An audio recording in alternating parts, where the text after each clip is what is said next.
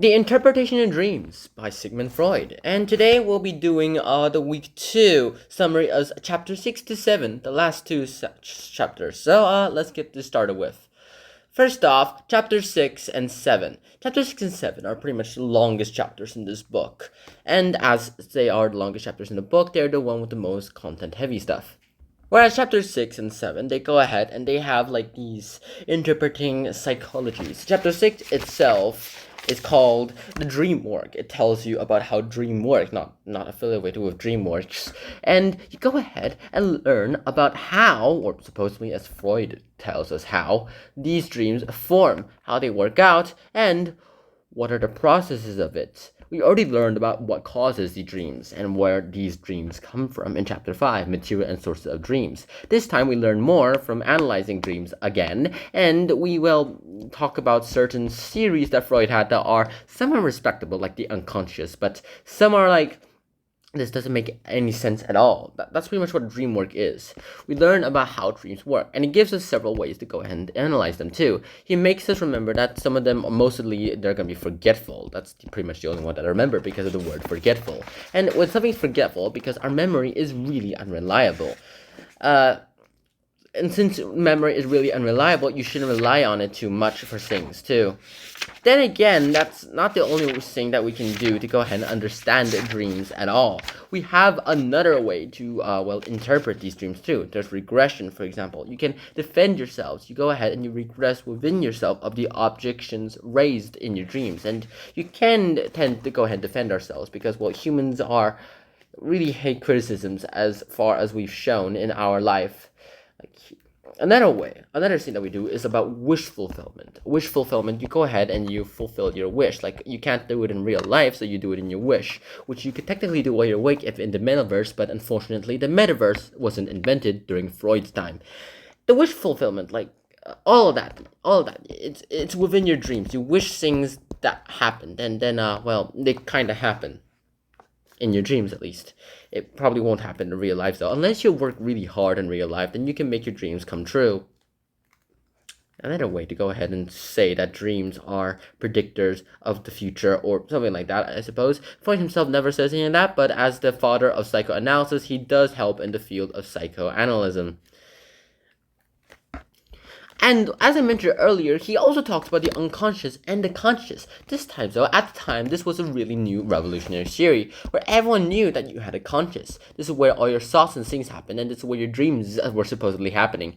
But here's the thing. They go ahead and tell you that the unconscious, especially the dream part, is all fueled by another ghostly part of you. And this ghostly part of you is known as the unconscious. This is apparently, nowadays we call it your spirit. The thing where all your little desires, the things that you don't even know exist, are within you. The things that are within you, the things that are happening right there, then and then. That's what this is happening.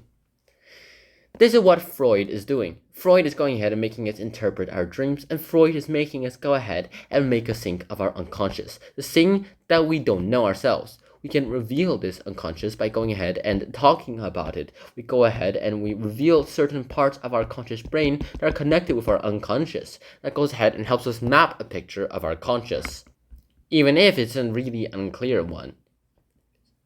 We can go ahead and imagine the gaps that take place, and we can always fill them back in. Which I suppose compared to the original is not that bad.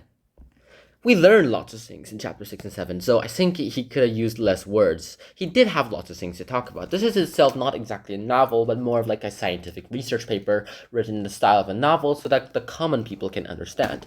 He tells us about things like, he analyzes dreams in this way. The self. He talks about the self. This is like the subject of your dream, the person that's dreaming it, like the subject of a dream. It could be you, mostly it's you, but sometimes it can just not be you.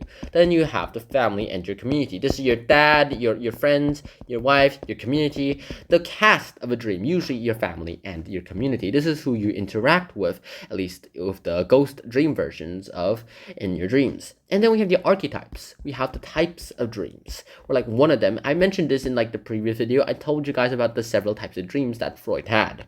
And I kind of did a little spoilers of chapter 6 and 7 then too. But this isn't exactly a summary. This is more like a summary analysis of these two sections. I split it here because I have lots of things to talk about both of them that I can't fit in one video. So I do try to fit them in one video and another video. That's a lot of videos. Then again, the interpretation of dreams itself is a banger. We go ahead and learn, and we go ahead and get these revolutionary new ideas that are really accurate. Like the unconscious, the preconscious, the ego, the superego. So I don't think that was introduced in this book. Freud was the one who introduced that concept at all. He was the one who introduced that concept too.